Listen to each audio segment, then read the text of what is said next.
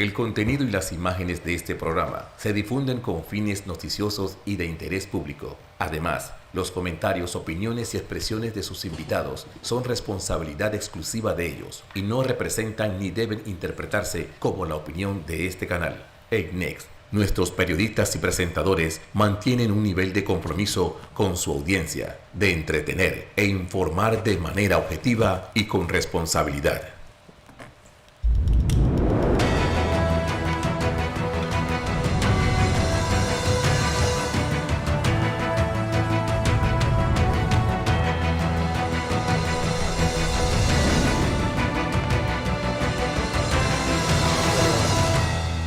Muy buenos días, Panamá. Hoy es domingo, pues 23 de julio. Usted nos ve por Next Canal 21, nos escucha por KW Continente.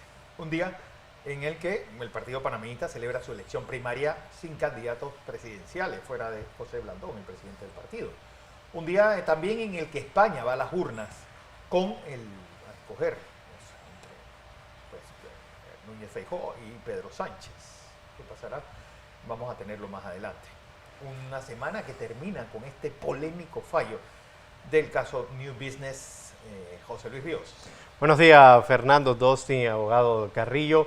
Una semana, Fernando, caliente, y no solamente por el tiempo, el clima, sino por este caso conocido como New Business y algunas posibles irregularidades dentro de este fallo con sentencia mixta. Por otra parte, el partido Molirena dio a conocer algunas de sus postulaciones a los diferentes cargos de elección popular para el próximo comicio electoral del 2024. Asimismo, también lo hizo Cambio Democrático, que tenía algunas reservas, está revelando algunos de los nombres de las personas que van a postularse a esos cargos. También, como lo ha mencionado Fernando, hoy el Partido Panameñista va a esas elecciones primarias, con lo que culmina ese proceso de elecciones primarias de los partidos grandes en este país, y también les queda poco ya a los independientes para su recolección de firma y conocer entonces a inicio de la semana del mes de agosto quiénes serán los candidatos por la libre postulación que aparecerán en las papeletas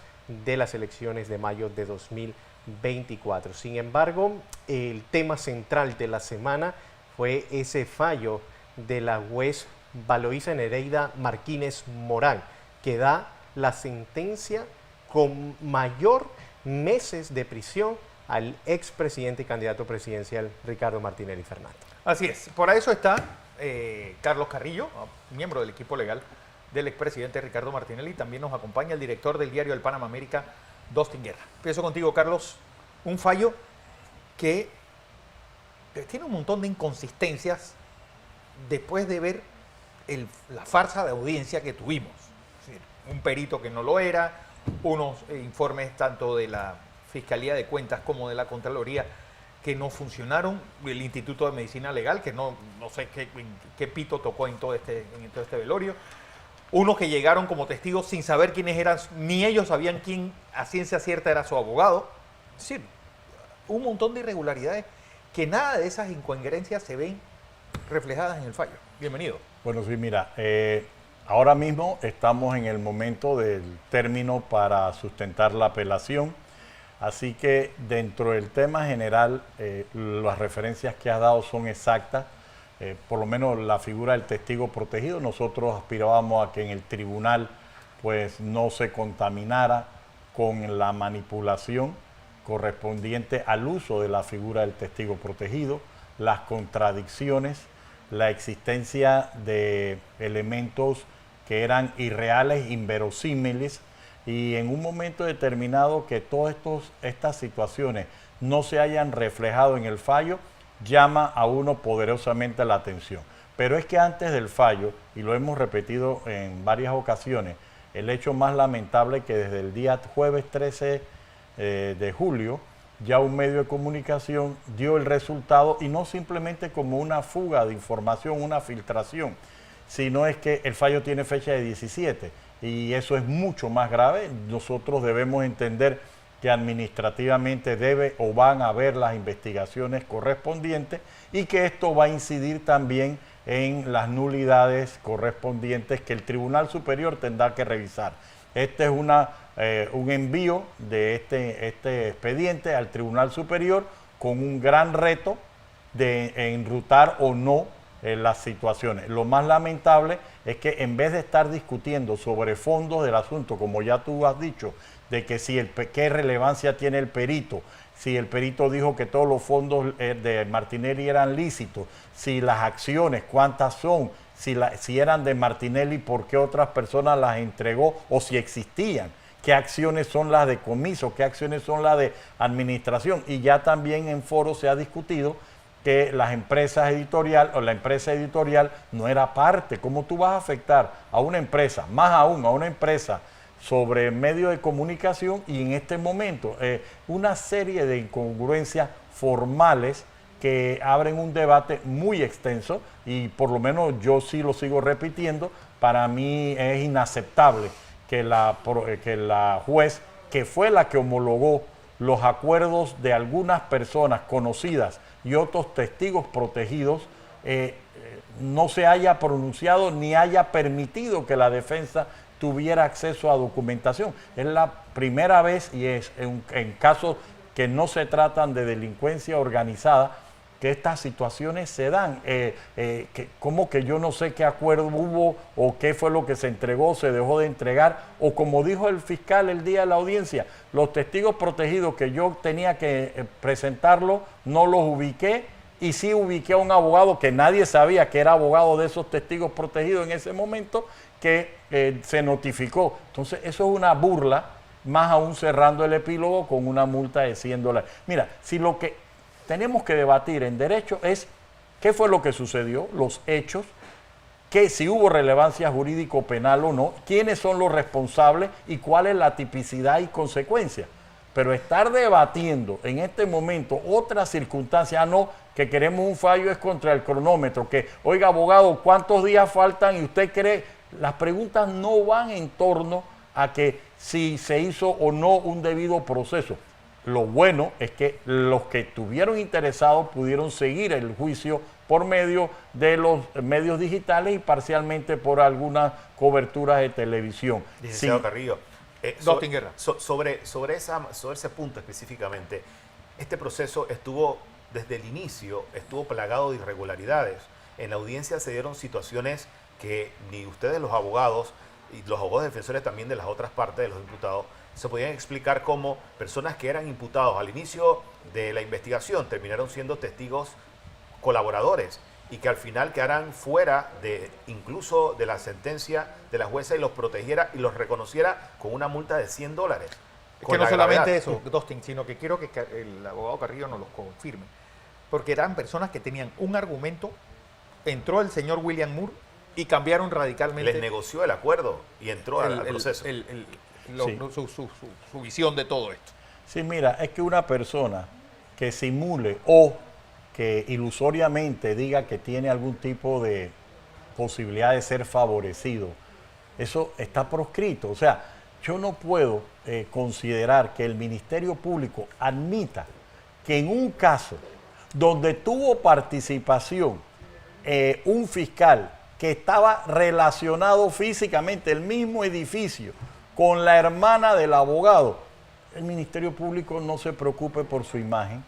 O sea, si en un momento determinado pues no se quiso investigar, perfecto, eso es coyuntural y aunque es criticable y hasta sancionable, pues, pero ustedes se imaginan si comenzamos así, con esta feria de acuerdos, que ya rayan, ya no tan solo en la impunidad, sino en determinar lo que la justicia diga. Ah, no, mira, ponme como testigo protegido, o protégeme, o hazme un acuerdo, y yo te digo ¿quién tú quieres que sea el culpable? Fulano de tal, no hay problema, ese es el culpable. Más aún, por lo menos para el testigo protegido, en la legislación del crimen organizado, hay límite. Hay límite. Tú no puedes agarrar y decir que el líder de una supuesta organización va a ser excluido de una situación de investigación. Y menos en casos en los cuales ni siquiera hay un delito. Entonces sucede es ya algo más vergonzoso. Que estas instituciones que se ameritan para investigaciones de determinada naturaleza se usen para culpar a gente por encima de la realidad, no solo procesal, sino de la misma realidad formal. Por otro ejemplo, esto se ha vivido siempre. Mira, aquí se llegó hasta a proponer jueces sin rostro en algún momento de un histórico. Eso no es. Tenemos derecho por lo menos a contradecir. Entonces, culpas a una persona, no le das derecho a contradecir, afectas a un medio de comunicación y tú quieres que se reconozca el fallo judicial. Es imposible. Dentro de este punto también la gente pudo percibir ya lo que se ha tocado de fondo. Si el banco me dice todo está bien, si la UAF me dice todo está bien, si las personas que promovieron la inversión todas quedaron excluidas, entonces uno solo de los accionistas es el culpable de lo que hubiera sucedido cuando los propios vendedores dicen no, él no era el comprador, el que promovió la venta fue fulano, sutano y perencejo. Y tú dices, pero es que el fallo dice que fue Ricardo Martinelli. No. Y las personas no aparecen, Sí, no aparecen en el proceso. Correcto. O sea, las personas que iniciaron toda la compra y toda la negociación no aparecen en el proceso como investigados y tampoco mucho menos como condenados. Entonces, inclusive en la valorización de la prueba, cuando usted lee el fallo de la jueza Valoisa Martínez, no sustenta la ilegalidad de la transacción de Ricardo Martinelli. No, desde el perito hasta los testigos, hasta las sociedades, hasta los bancos mostraron que las transacciones fueron legales y los dineros provinieron de lugares o de sociedades totalmente válidas. Y que todo el proceso de validación que hizo el banco a través de sus departamentos de fiscalización fueron normales. Entonces, en el mismo fallo, cuando usted lee el fallo, la jueza no pareciera que es otra realidad de la que ella ve allí. Incluso cuando tú vas a ver a valorar las penas accesorias, rompe los parámetros de jurisprudencia. O sea, la forma de tasación de las cuestiones están fuera del contexto de precedentes. ¿Cómo? Y peor aún, hubo una información oficial que dio a entender que este era el fallo definitivo y hasta tuvo que recurrirse a la cultura jurídica de la comunidad para decir, no, espérate, que todavía cabe apelación, porque la primera versión oficial fue como si se hubiera definido, y eso no es. Más aún, el deterioro en cuanto al cuestionamiento del nivel intelectual de la profesión de abogado que está en este momento en debate, se ha extendido hasta los medios de comunicación y sus periodistas.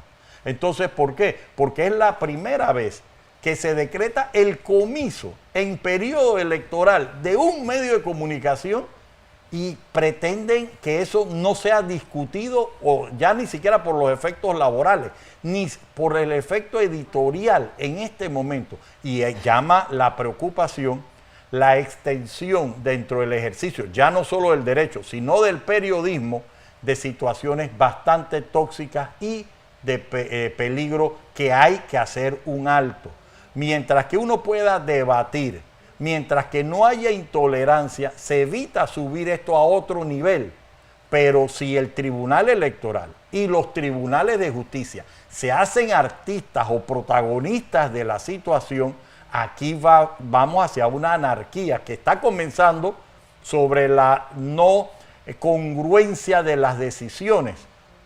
Y vamos a terminar en hechos entre la propia comunidad. Y lo que debemos es ir al debate, ir a mejorar el sistema y que haya seguridad jurídica. Mira, yo lo discutía en estos días, que el sistema financiero, la gente piensa que los miembros del sistema bancario o financiero panameño están pidiendo condiciones. No, lo que están pidiendo y lo que exige cualquier sistema es seguridad jurídica. Tú no puedes llegar y permitir que haya un estigma que se haga cómplice de ataques o intereses comerciales o económicos al sistema financiero. Ya nos destruyeron el sistema de sociedades. Ya el sistema financiero se estaba recomponiendo y volvemos a caer en una inestabilidad de considerar peyorativamente una banca que tiene demasiados extremos. Y yo considero que debe hacerse un alto por las autoridades reguladoras y fortalecer y reconstruir el sistema con una visión global. Ya no ni siquiera somos un centro financiero regional, Entonces, por lo menos pensar en intereses futuros. Pero en el caso de PASA, para nosotros no nos queda duda que el Tribunal Superior, actuando en derecho, debe corregir esto. Y eso es lo que pretendíamos de la juez, no se cumplió. Y ahora jurídicamente nos toca que el Tribunal Superior vea este tema y lo acate. Lo lamentable, eliminemos las presiones de cronómetro y busquemos la justicia. Porque, abogado, usted ha mencionado algo que se ha perdido el interés realmente en buscar la verdad. Y aquí únicamente, si ya ha quedado en evidencia y de manera descarada que lo único que le importa al poder económico que adversa a Ricardo Martinelli, los medios de comunicación que adversan a Ricardo Martinelli, es si se inhabilita o no, porque ese ha sido el tema de discusión de ellos y no realmente lo que ha sucedido en este fallo. Y me atrevo a decir que muchos de ellos no se han leído el fallo para conocer toda esa incongruencia que hay dentro del mismo, que quizás yo, que no tengo el conocimiento en temas jurídicos, veo algunas irregularidades, incluso hasta en los términos. Totalmente, más aún. Es lamentable. Por ejemplo, en caso de la justicia electoral, que el Tribunal Electoral diga un día si se le violó el fuero, el principio de especialidad, y no levanto el fuero electoral a Ricardo Martinelli para garantizar sus derechos fundamentales, y en menos de 3 meses diga lo contrario, cuando ya era cosa juzgada. Y en el camino hay un fallo de la Corte, que se produce el traslado en menos de 24 horas por parte del procurador, sí, de una vista fiscal de 43 páginas. En el primer día, a horas de haberse notificado, cuando ese fallo de inconstitucionalidad por contra la misma orden del Tribunal Electoral tuvo 3 entradas distintas, y se acoge la última, que fue hecho el reparto a las 6 de la tarde, cuando todos sabemos que la hora hábil era a las 5. Y se admite en menos de 24 horas por parte de la magistrada ponente, y adicional se produce un fallo en menos de 2 meses. Y que el Tribunal Electoral, saliendo ese fallo, contradice. Eso en la justicia electoral. En la justicia penal, ¿cómo me van a decir que yo ser firmante de una cuenta era suficiente para condenarme, pero para otros no? ¿Cómo me pueden decir que recibir en tu cuenta un dinero tú eres culpable, pero el hecho de que la persona haya enviado su dinero de sus propias cuentas bancarias lícitamente me vincula, porque en otra cuenta otro señor que no está sentado aquí dice que su papá se lo prestó y que el dinero era lícito? Pero si el propio testigo, los 3 testigos de la fiscalía, dijeron su dinero eran lícitos. ¿El perito también? Correcto. El perito, a pesar de todo, lo a pesar de ratifica. toda la incapacidad que tenía el policía que inventaron que era perito. Correcto. Era un sapo del Consejo de Seguridad hasta hace 3 meses. Yo no sé de dónde sacaron que eran peritos. Aceptaron que el dinero de Ricardo Martinelli Toro era lícito. Y de una vez dijeron, bueno, pero es que el de los 3 testigos de cargo que se convirtieron eran de contrato con la nación, pero son lícitos. Y vienen los testigos de cargo y no, mi dinero es lícito. ¿Qué sucedió? Entonces viene la situación de las incongruencias matemáticas. No hay manera de que en la situación accionaria está tan enredada. ¿Pero por qué? Porque el presidente de PASA durante más de 6 años, perdón, más de 8 años, no pudo sustentar por qué él actuaba en la forma que actuaba, y en vez del Ministerio Público buscar la verdad, llegó hasta donde una ilusión y una fantasía manejada se daba, y la juez, en vez de valorar de conformidad a lo que se llama en derecho sana crítica, que son las reglas de la experiencia y científica, lo que hace es entrar a concluir cosas contra natura, y eso va a ser el debate. Ahora, fíjate que nosotros no hemos entrado en el debate porque la mayor preocupación es cuándo puede estar ejecutoriado el fallo. Eso que acaba de decir Carlos Carrillo tiene todo el sentido del mundo. Cuando usted lee el fallo y usted lee las argumentaciones dentro del fallo, yo todavía no encuentro las motivaciones de la jueza para tomar esa decisión. Porque si testigos, peritos dicen, yo lo leí aquí no hay. Como lector, como un ávido lector. Es decir, más que... Y eso se nota que no está escrito por una sola persona.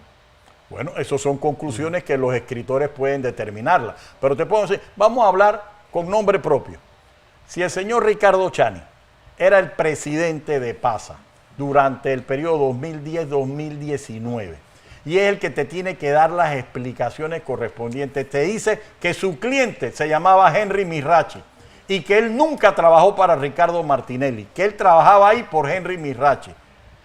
¿Cómo tú puedes decir que Ricardo Martinelli participó en algo ilícito que el propio gerente te dice que no le dio instrucción alguna porque no era su jefe y que él solo le hacía trabajos al señor Henry Mirachi? ¿Qué resultó? El señor Henry Mirachi se desvincula en el 2014-2015 y resulta que el señor Chani te dice, no, mi cliente siempre fue, y yo nunca representé a Ricardo Martinelli. Entonces, ¿cómo es posible que el presidente, cuando llega, ok, ¿y de quiénes eran estas sociedades? No, yo no sé porque yo no las constituí, pero en el expediente están las facturas que él cobró.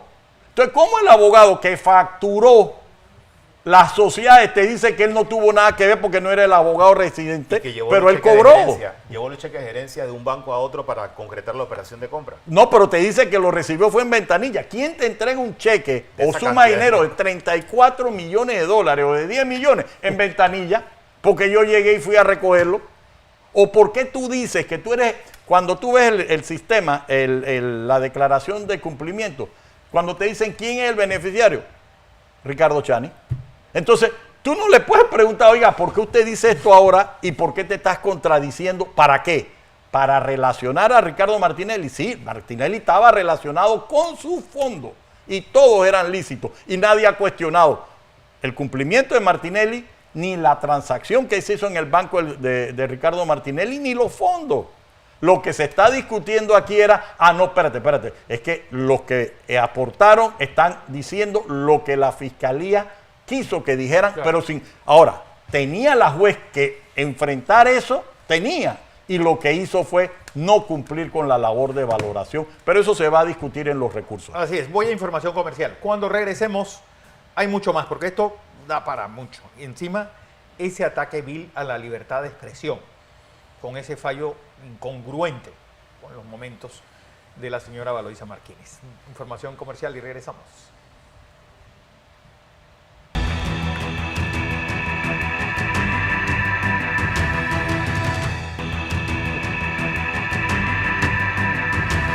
Seguimos en la presentación de Entre Líneas. Hoy es domingo 23 de julio y seguimos hablando de este fallo polémico de la jueza Valoisa Martínez. Y el tema de la libertad de expresión, Dustin, que también yo quiero recalcar eso como lo tuvimos el pasado viernes. Sí, decía el licenciado Carrillo que este fallo era un atentado contra el sistema bancario, un atentado contra otros sectores importantes. Pero creo que dentro de todo lo que dijo la jueza Valoisa Martínez, el atentado a la libertad de expresión está marcado y creo que es uno de los casos más escandalosos de los últimos años. Decidir en una causa que el grupo de PASA es responsable, disolver 2 sociedades y comisar las acciones, el 100% de las acciones y pasárselas al gobierno, para mí es un claro atentado a la libertad de expresión que pretende controlar 3 medios importantes como lo es Panamá América Crítica y Día a Día y limitar todo lo que hagan esos medios, la comunicación que hagan esos medios. Recordemos que Panamá América y Crítica han sido uno de los medios más fuertes en el caso New Business, uno de los que más ha cuestionado el manejo de la investigación, uno de los que más ha estado incisivo sobre los pronunciamientos de la jueza, el manejo que le daba a la jueza a la audiencia, cómo trataba a los abogados defensores, cómo trataba a algunos testigos, cómo era complaciente con la fiscalía. Y eso también ha traído entonces su repercusión en el caso y en el fallo. Porque cuando usted lee el fallo, cuando se refiere al grupo de PASA, lo hace contundentemente. Inmediatamente salieron después de ese fallo algunos grupos de poder que son enemigos de Ricardo Martinelli y también ha sido considerado enemigo del grupo de PASA porque lo han atacado por muchos años, a pedir que se subastaran las acciones inmediatamente del grupo de PASA para que pasara a manos privadas y no quedara en manos del gobierno, como una alternativa. Nadie sale a cuestionar que el fallo es una aberración jurídica y que atenta contra la libertad de expresión y que simula lo que ocurre en Nicaragua, en Venezuela, en Guatemala, donde el sistema judicial es utilizado por el poder político para silenciar a los medios de comunicación. sacar del país a los directivos de los medios, cerrar emisoras de radio. Eso se está reflejando aquí en Panamá. Y ese es un llamado de atención que la Sociedad Interamericana de Prensa se ha pronunciado esta semana y que hay que estar pendientes porque en un año electoral esto es sumamente grave. Carlos, pues, lo importante, porque tú has sido abogado penalista, uno de los más importantes por muchos años. ¿Y cuánto tiempo toma este proceso? Este proceso del segundo tribunal. Sí, mira, lo más frustrante que uno puede tener es cuando los tiempos no corren igual para todas todo las el mundo, personas. claro. O sea, que uno puede tener la percepción, equivocada o no, que los tiempos cuando se refieren a una persona en específico corren por encima. Y eso lo hemos vivido. Nosotros cuando comenzamos la audiencia de apelación, plenaria de New Business, había en apelación el escrito de prueba 2 semanas antes. Y en menos de 48 horas el Tribunal Superior valoró un expediente de más de 170 tomos al día de hoy en 2 días para ver la viabilidad o no de la conducencia de la apelación. Admitió algunas, mantuvo la decisión en otras y ese fallo baja un día viernes y se le hace la providencia de entrada y el día martes era la audiencia. En menos de 48 horas de una resolución haberse emitido y no estar ejecutoriada, cumplieron sus funciones. Eso mismo se está repitiendo en otro caso, en el caso de Ricardo Martinelli, que ya lo veremos por separado.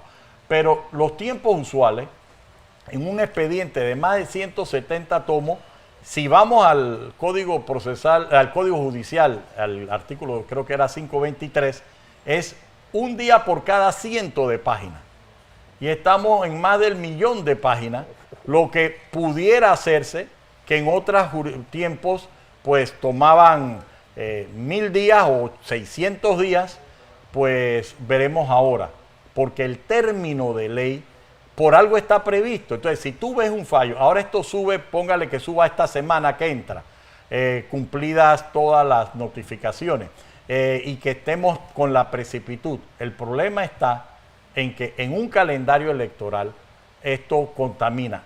Usualmente esto no debiera haber fallos sino hasta normalmente enero, febrero del otro año, en un caso normal.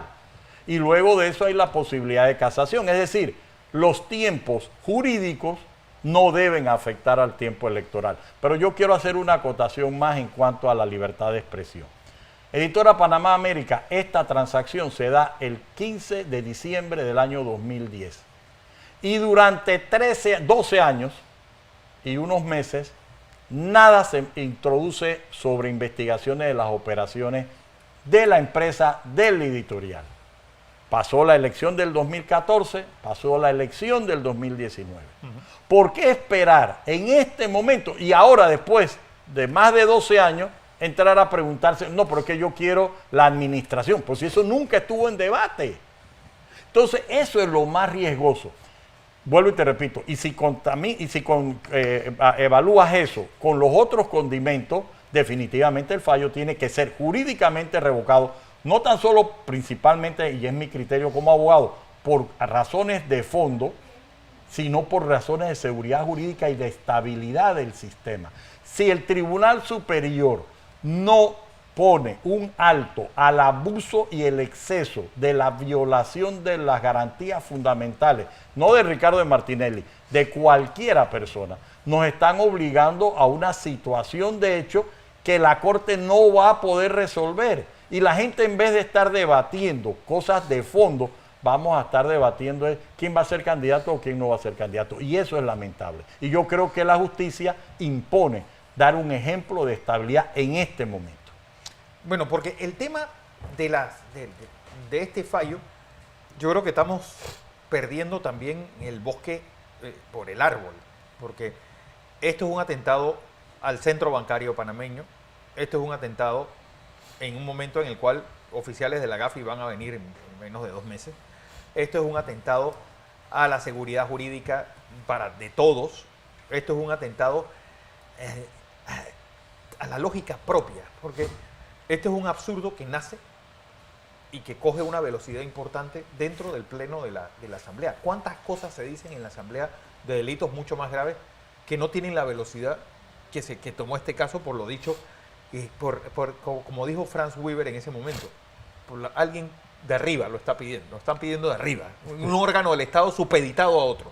Sí, folclóricamente el licenciado Weber expresó una realidad que es una percepción que pues ya pocos se atreven a discutir. Pero en ese asunto de las GAFI, acordémonos que a nosotros nos comienzan a temperar de los listados a raíz de las modificaciones legales. Exacto. Pero cuando tú tienes un fallo que deja sustentado que los controles legales de la época y posteriores, estamos hablando de que las regulaciones comenzaron en el año 2008, 2013, 2015, y en esta investigación se van a operaciones del 2016, y tú le estás diciendo a la GAFI, una juez, que la ley panameña no garantiza la transparencia de las operaciones. Es decir, Dios quiera que la GAFI no lea este fallo. ¿Por qué? Porque cualquier argumentación que digan los funcionarios panameños de que la ley ya prevía esto desde el año 2016, 2018, 2019 y el último decreto modificativo, que eran inspirados en las leyes del 2013, créanme que la interpretación de la juez manda el mensaje que no sirven los controles de la ley del 2013 y 2015. Y por supuesto los decretos reglamentarios posteriores. A esto es lo más lamentable. Tú le estás diciendo a los organismos internacionales que tienen razón y lo peor aún, sin ser cierto. Porque si fuera cierto que la ley no era y no evitaba esto, pues está bien. Pero es que él solo lo dice una juez y ese fallo es apelable. Ustedes se imaginan los intereses económicos contra el centro financiero, el uso indebido que pueden dar a este fallo, porque la impresión es que un expresidente, igual que en otro caso, pues los expresidentes pueden influir sobre las previsiones legales. Y las jueces tienen que interpretarlo. Y que una juez concluya que la ley fue ineficaz y que hubo blanqueo de capitales a pesar de pasar por todos los controles, resulta darle la razón a los organismos internacionales. Yo quisiera ver la reunión de septiembre con los organismos, a ver cómo, si esto sale a debate, esperemos que no, porque antes de esa fecha no va a haber forma de corregirlo. No va a haber forma de corregirlo. José. Sí, abogado, también en cuanto, y Dostin como director de El Panamá América, siempre cuando alguien cree que se ataca a un periodista o un medio, vemos cómo salen los gremios inmediatamente en defensa y vemos también la labor que ha hecho la embajadora de los Estados Unidos en nuestro país. Y pongo el ejemplo, Dostin, que fue invitado a una reunión a la casa de la embajadora, no se me permitió nada más que una pregunta, no fotografía. Sin embargo, a alguien que no es periodista y que mantiene un medio de comunicación digital como el de Foco, se le permitió hasta una conversación y una comida. Ahí nadie dice nada. Pero estamos viendo ahora los ataques a través de medios adversos. Por ejemplo, podemos hablar con nombre propio del diario Mi Diario. Cómo ataca, cómo se burla y cómo ofende también. Y es totalmente horrible, que no es periodismo, Dostin. Bueno, y Mi Diario fue el que sacó el agradecimiento. Las porras a la jueza Valoisa Martínez diciendo que era casi una héroe nacional por ese fallo, un fallo que todavía ni siquiera había salido del juzgado, menos habían sido notificadas las partes y ya ellos los estaban celebrando 5 días antes. Y eso fue un escándalo. Y lo que tú dices, Jorge, me parece totalmente cierto. Mire que hay un doble discurso. Hay un doble discurso por parte de los gremios. Cuando se trata de algunas plataformas, por ejemplo, como Foco, que miente en publicaciones y que hace escándalo. Usted recuerda el tema del video, del famoso video del restaurante, donde había una supuesta reunión con la esposa y resultó todo ser falso. Los primeros que salieron a defender a Foco fueron estos gremios. Pero cuando ocurre algo con el Grupo de Pasa o Next o otros medios que no son de la línea de ellos, los comunicados son bastante cobardes, débiles. Sí. ¿Sí? Rebuscan palabras y en el último párrafo ponen estamos pendientes de la libertad de expresión. No son contundentes. Y ese es mi cuestionamiento con mucho respeto para los gremios.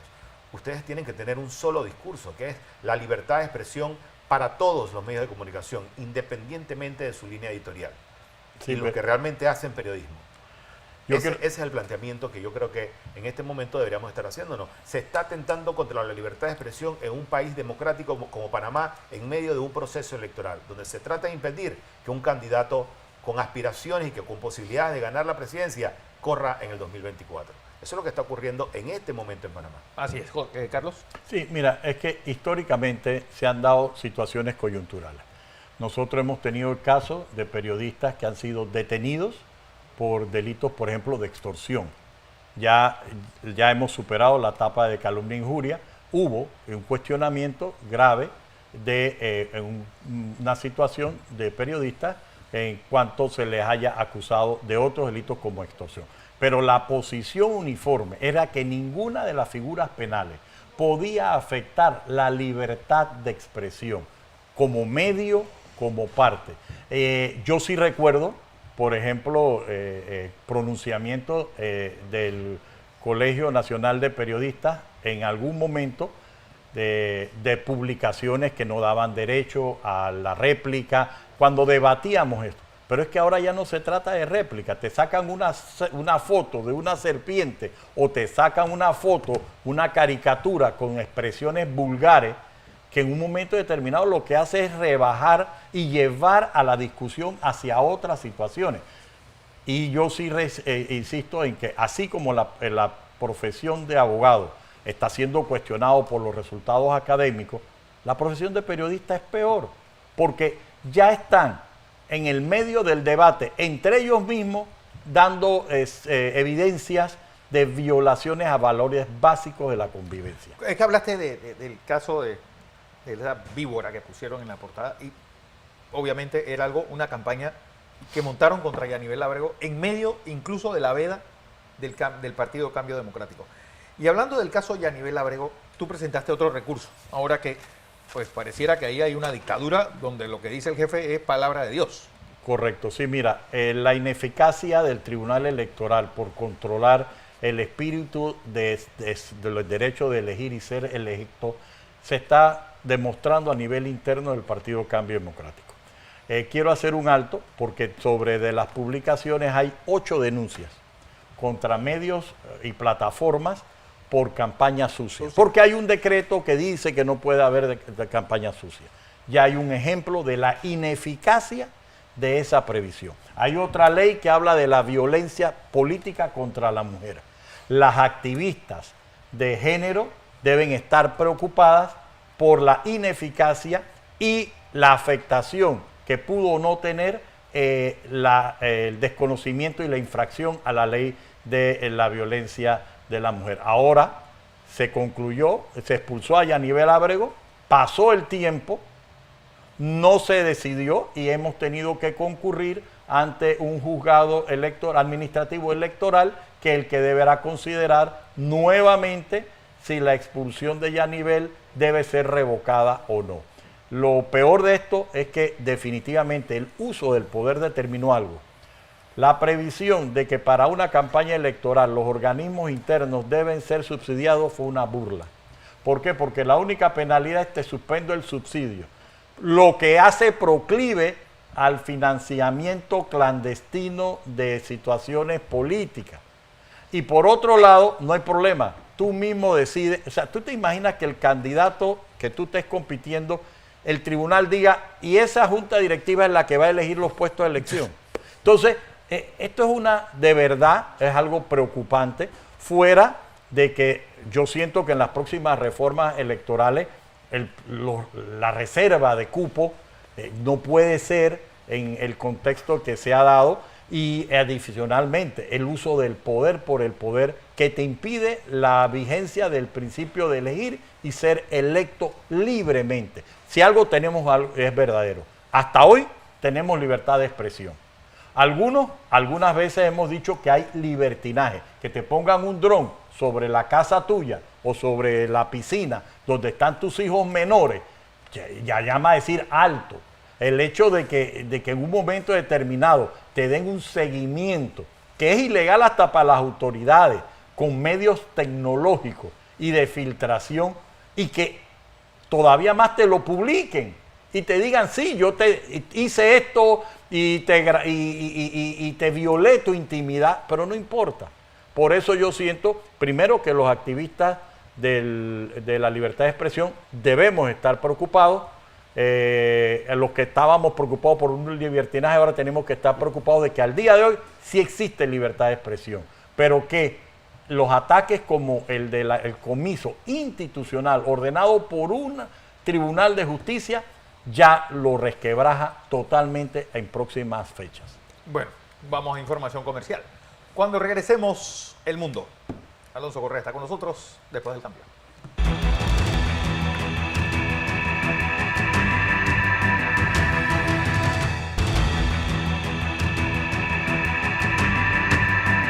Estamos de regreso con más de Entre Líneas y vamos a hacer el análisis internacional y nos acompaña acá en los estudios Alonso Correa. Bienvenido, Alonso, buenos días. Buenos días, José Luis. Feliz de poder compartir otra vez panel aquí en el estudio. Bueno, empezamos un domingo bastante movido y una semana poco irregular. Un domingo en donde por fin se dan las elecciones, estas elecciones adelantadas que llamó el gobierno de Sánchez después del batacazo que se dio en las elecciones autonómicas que tuvo España. Domingo, 23 de julio, con unas elecciones irregulares, unas elecciones raras que pues, se ve que Sánchez, además de ser presidente de España, es un estratega bastante inteligente, poniendo unas elecciones en un 23 de julio a mediados de verano, que es como si aquí las elecciones fuesen pues, a inicios de noviembre o a 10 de noviembre, donde todo el mundo está de vacaciones y se pide en gran parte el voto por correo. Voto por correo que a jueves 20 de julio, apenas 3 días antes de las elecciones, pues ya había cerca de 500.000 de personas que no van a poder ejercer su derecho a voto. 500.000 de personas que, por un problema interno del servicio de correos español, no van a poder ejercer este derecho. Y 500.000 de personas pues, que desgraciadamente no van a poder colaborar en estas elecciones. Además, esta semana hemos visto bastante movimiento en Irak. ¿Por qué? Suecia, a finales de junio, del pasado junio, aprobó la quema por leyes de libertad de expresión, aprobó la quema de Coranes, de libros sagrados para los musulmanes, y esto pues ha llevado a bastante enfrentamiento frente a la embajada sueca en Irak. Hubo esta semana también un intento una protesta enfrente y un intento de entrar en la embajada, se tiraron antorchas dentro, pero medios internos de la embajada sueca han dicho que todos los empleados están sanos. Además de eso, también hablando pues cerca de la península árabe y hablando un poco de las relaciones israelitas, estamos viendo que Israel esta semana aprobó o reconoció la anexión del Sahara Occidental, esta colonia española que no es colonia española, que ahora pues pasa a ser territorio marroquí, que está pues envuelto en este escándalo. Estamos viendo que Israel reconoció la anexión de Marruecos, pero ¿por qué?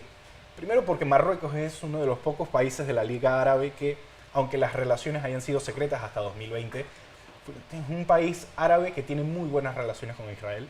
País árabe que, gracias al rey Hassan II, tiene relaciones que no solamente admiten el pasaporte israelita sin ningún tipo de visado, o sea, bastante rara en el mundo árabe, sino que se codean un poco con el gobierno israelita y está claro que los israelitas, para tratar de devolverles el favor, reconocieron esta anexión de territorio del Sahara Occidental, este territorio saharaui.